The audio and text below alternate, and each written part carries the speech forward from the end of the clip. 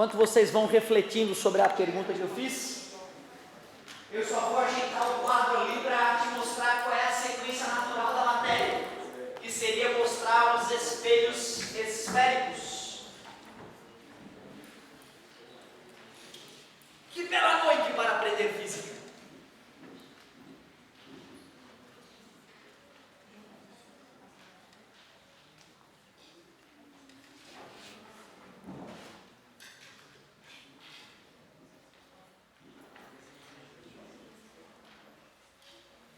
Acabando o tempo.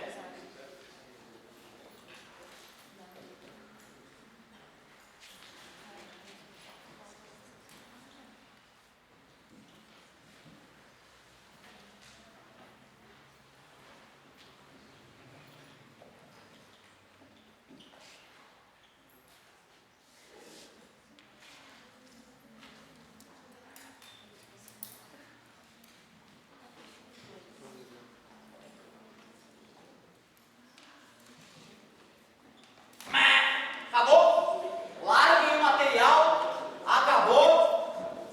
E aí, galerinha, como é que resolve a questão das bailarinas?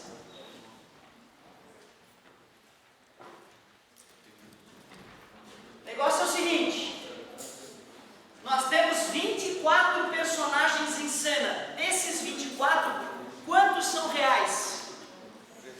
Os 3 que eu paguei, né? 3 são atores. Quantos são imagens? Esse é o primeiro passo, perceber que temos 24 coisas em cena, das quais 3 são reais, objetos. Então 21 são imagens.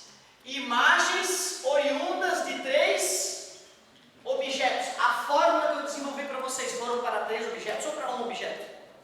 Era 1, né? 1 objeto na frente do espelho. Portanto, eu primeiro tenho que calcular quantas imagens cada objeto forma. Eu tenho que pegar o número de objetos e dividir o número de imagens pelo número de objetos. Ficam 7 imagens por objeto. E agora, só agora eu vou para a fórmula. 360 sobre alfa menos 1. Como eu quero 7 imagens, eu boto 7 no M. E cuidado com a matemática básica, cara. Se tu passa esse alfa multiplicando, é o assassinato da matemática. 7 mais 1 igual a 360 sobre alfa. 8 vezes alfa igual a 360. Alfa igual a 360 sobre 8. 180, 90, 45. 45 graus entre os espelhos resolveria o problema do coreógrafo. Não se espantem, que essa questão é uma questão fodástica do vestibular. Baixíssimo índice de acerto. Claro que se tu já foi doutrinado para matar ela, né? Quando ela aparece uma segunda vez, porque tu sabe, no vestibular nada se cria, tudo se copia. Quando o cara botou essa questão a primeira vez, outros já ficaram com ciúme e 2, 3 anos depois começou a pipocar o repeteco da questão, só que não era bailarina, era pinguim, entendeu? Mudava as brincadeiras. Espelho esférico. Eu vou te confessar, cara, que quando o professor ensinou a classificação do espelho esférico, eu tinha que fazer um puta de um esforço para reconhecer se ele era côncavo ou se ele era convexo. Depois de algum tempo dando aula, eu fiquei até com vergonha quando eu percebi uma maneira idiota de reconhecer se ele é côncavo ou convexo. A parte achurada é a parte não refletora. A parte que não tem rabisco é a parte refletora. O espelho plano, por exemplo, essa parte aqui é o fundo do espelho, então eu tenho que me olhar daqui, né?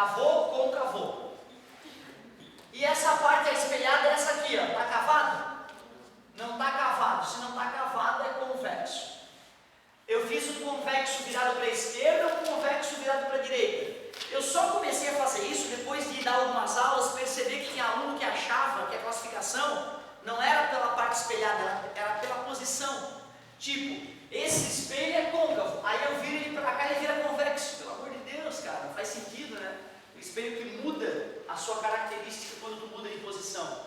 Não faz sentido. Então, a classificação é bobinha. Ah, olha só que legal. Esse espelho aqui, ó, ele é côncavo ou convexo? Não sei, essa é a boa resposta. Se eu estou olhando daqui, ele é convexo.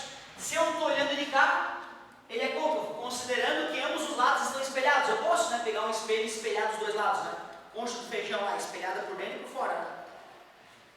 Preciso que tu saiba o nome. Esse eixo aqui, ele não vem instalado no espelho. Quando tu pega um espelho esférico, seja no retrovisor de um carro, seja a concha do feijão, tu não vê uma haste saindo do centro daquela coisa, né? Esse eixo é um eixo imaginário que nós criamos para facilitar o desenho dos raios. A gente chama esse eixo de eixo principal. O espelho é esférico porque, se eu continuar a curvatura dele, ele gera uma esfera. Na verdade, ele é uma calota esférica. Quando eu represento ele dessa maneira, eu estou representando só uma parte dele.